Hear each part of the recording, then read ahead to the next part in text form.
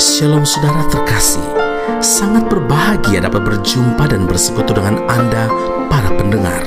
Mika 3 ayat 11, para kepalanya memutuskan hukum karena suap, dan para imamnya memberi pengajaran karena bayaran. Para nabinya menenung karena uang, padahal mereka bersandar kepada Tuhan dengan berkata, bukankah Tuhan ada di tengah-tengah kita? Tidak akan datang malapetaka menimpa kita. Saudaraku yang terkasih, Alkitab tidak pernah mencatat, tidak pernah menulis bahwa Tuhan melarang umatnya memiliki uang yang banyak. Tidak. Tapi yang Tuhan peringatkan adalah jangan sampai kita menjadikan uang sebagai tuan atas hidup kita. Ini sangat berbahaya. Karena di zaman sekarang ini, banyak orang menganggap bahwa uang adalah segala-galanya, bahkan uang itu melebihi Tuhan. Mereka berpikir bahwa memiliki uang yang banyak berarti kita dapat melakukan apa saja, berbuat sesuka hati, membeli segala yang diinginkan. Ingat, 1 Timotius 6 ayat 10 firman Tuhan berkata, karena akar segala kejahatan ialah cinta uang. Sebab oleh memburu uanglah beberapa orang telah menyimpang dari iman dan menyiksa dirinya dengan berbagai-bagai duka. Saudara, jujur, kita tentu bangga jika melihat ada banyak anak Tuhan yang hidupnya diberkati dan punya banyak uang. Begitu pula dengan hamba-hamba Tuhan yang diberkati berlimpah-limpah, sehingga dalam pelayanannya tidak perlu meminta bantuan atau mengajukan proposal atau kertas kerja saat membangun gereja atau keperluan kegiatan rohani lainnya. Tapi yang harus diperhatikan adalah jangan sampai karena uang motivasi kita dalam mengikut Tuhan atau melayani Tuhan menjadi menyimpang arahnya. Seringkali kita melihat ada anak Tuhan yang ketika belum punya uang banyak, hidupnya jujur, hidupnya setia berbakti kepada Tuhan. Tetapi begitu usaha, begitu pekerjaannya mulai berhasil, mulai diberkati, mulailah ada ketidakjujuran dalam hal memberi persembahan perpuluhan, menggunakan jam-jam beribadah mulai dikurangi karena semakin sibuk dengan bisnisnya.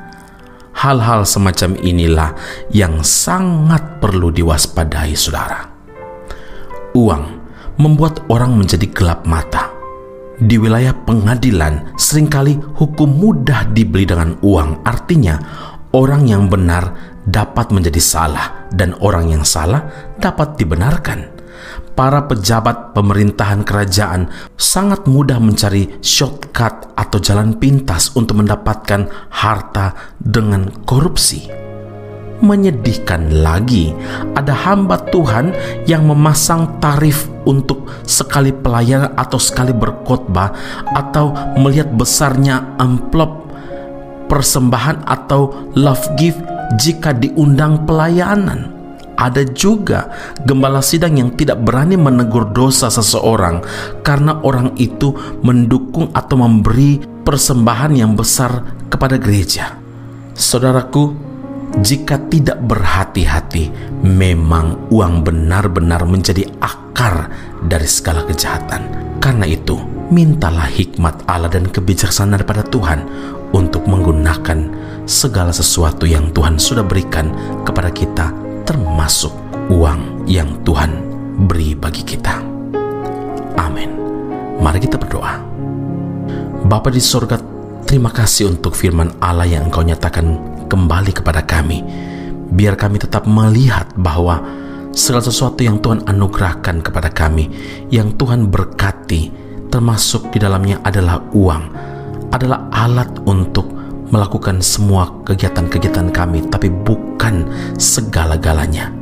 Segala-galanya memang perlu uang, tapi uang bukan segala-galanya.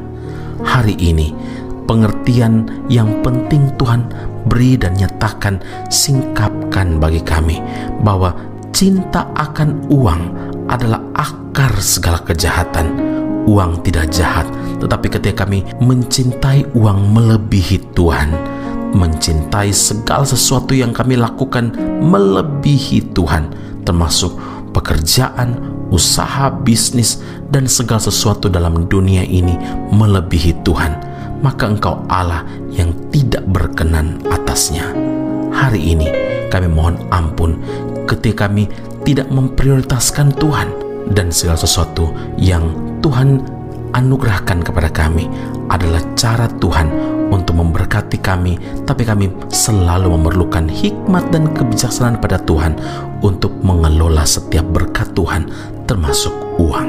Kami perlu Tuhan, kami perlu Roh Allah yang kudus untuk mengelola berkat-berkat daripadamu. Ini doa, permohonan, dan syukur kami kepada Allah yang hidup di dalam Kristus Yesus Tuhan dan Juru Selamat kami.